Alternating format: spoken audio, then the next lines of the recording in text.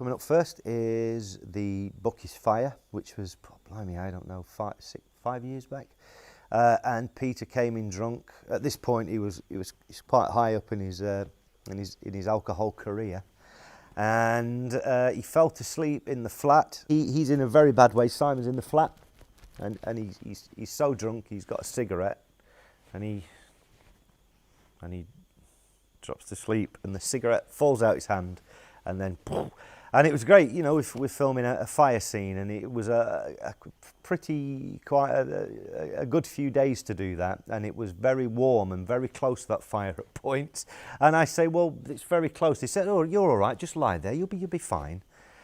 And I'm like, yeah, right. And I just remember a night shoot outside with all the fire engines and big cast and crew, and I just remember being covered in black up my nostrils and everywhere, and all my hair and black in my hair, and lying in a gutter, in a puddle, for about 5 hours. Over and over and over again. So enjoy. Pizza!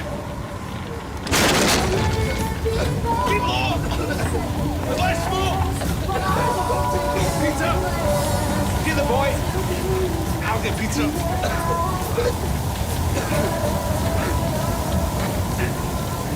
The rabbit. Just get the boy! I get the rabbit, what? You do as you're told!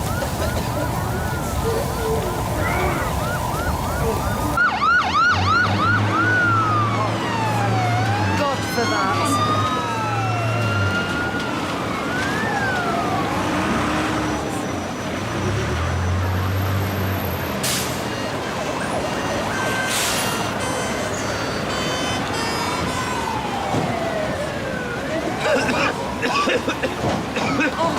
I'm going back here. He's breathing. Wake up, Simon. He's breathing. He's breathing. He's going into the ambulance. I've got him. Get out. Get the rabbit. Oh!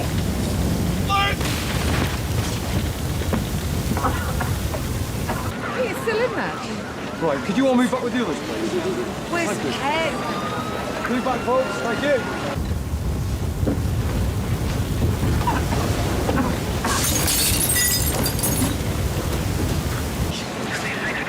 Did you? What's going on? Peter's still in there. And what about Simon? They've just put him in the ambulance. Is there anything I can do? I don't know. They've got him. Peter. Can you hear me? You'll be all right, Peter. Oh, darling. Peter!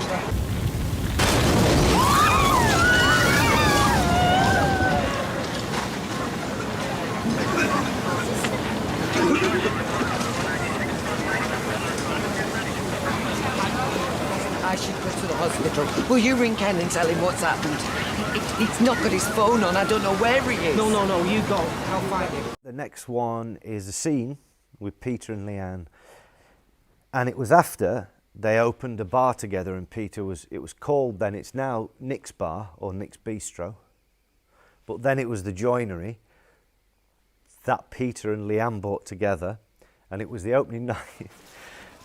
It was the opening. I'm laughing because it was like it was so mortifyingly embarrassing for him, but it was the first night of the Joinery, and he got his suit on, and he wasn't supposed to be drinking. He was completely dry, and he continued to get so smashed all the way through the episode, and he thought it was a party. He thought everybody's having a party, but actually it was only him that was having a party, and everybody else is going, oh God, please stop him.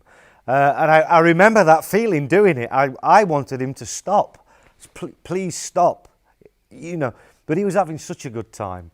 And this scene, he doesn't realise how much he's trashed. How much he's trashed the opening night of the Joinery, and he comes back home and he's still looking in the cupboards for drink, and Leanne's there and she's mortified, and she has to explain to him, I think, the severity of what he's done. I know I'm laughing, but It was such I mean, it's because it's so serious. You end up laughing, and it was comic on the surface, but underneath, it was very, very tragic. And maybe this scene is the accumulation of Leanne and Peter's relationship and how much she suffered him, because she did suffer him. So enjoy that. God, it's making me giggle when I think back. Oh dear. You are blowing this all out of proportion. No, don't cry. Don't cry. Hey, trust me, this is all gonna be okay in the morning, okay? No. Even if I do have a bit of a banging headache. Peter, you need help. You have to see that. I need you to see that, please. Hey, come on. I just messed up a little bit, that's all. No. Come here. Come here. Hey, I'll make this up to you, I promise. I promise. I love you to bits. I love you to bits. I can't do this now. I'm going to bed. I phoned your dad because he's worried about you.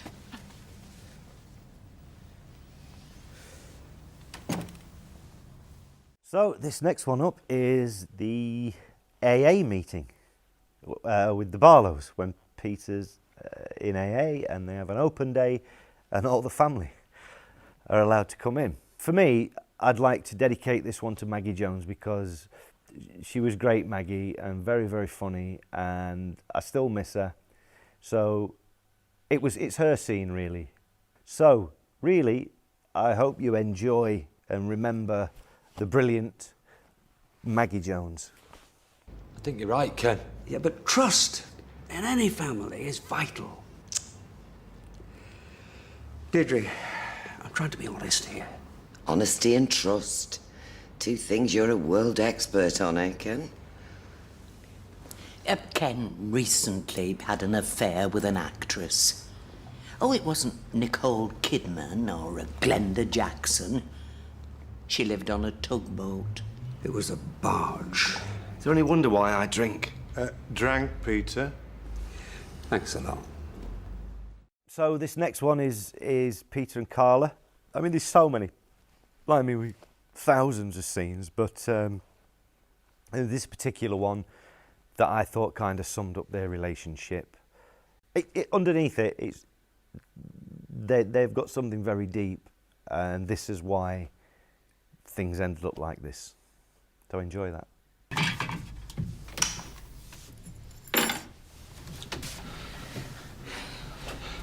I thought you'd be in bed. Really? Really? You think I could have gone and got my head down with you out God knows where? Where have you been, Peter?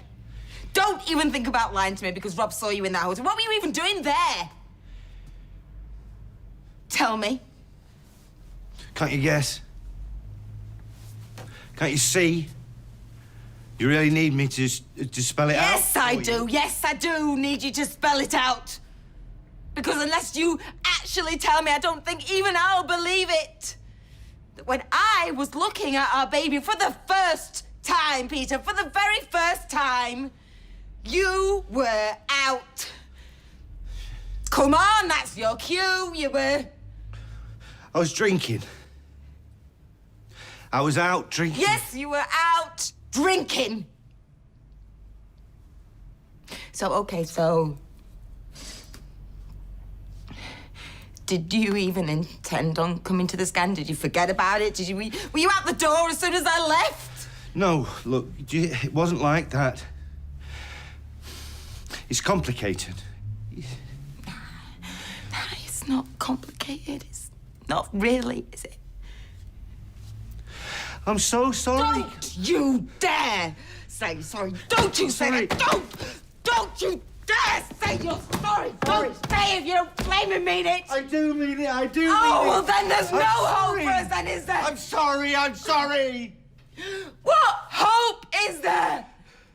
If today of all days you couldn't stop yourself from having a drink, me and this baby inside me aren't enough for you. We have no chance. We have not one chance.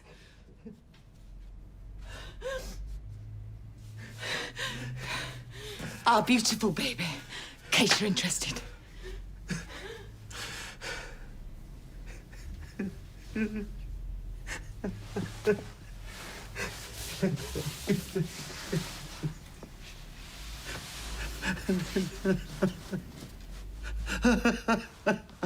So the next one is the Peter episode, which was great for me. They wrote me a whole episode that's just from Peter's point of view, and that was pretty hard to do, because not only had I got that one to do, all out of order, we work here probably doing 15 episodes a week, all out of order.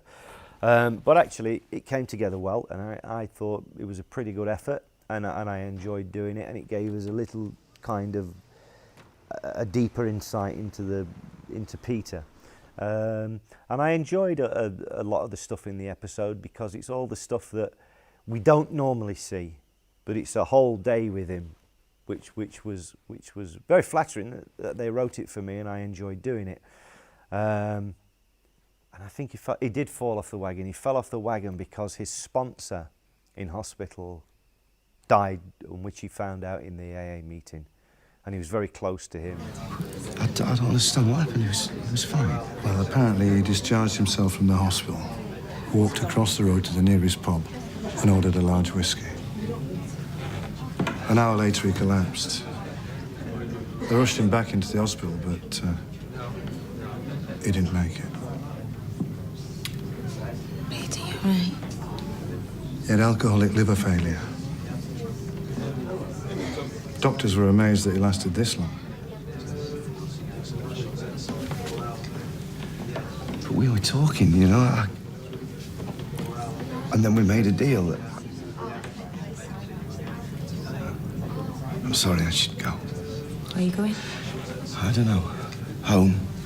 Yeah, I should go home. I'm sorry. I have to go. Do you want me?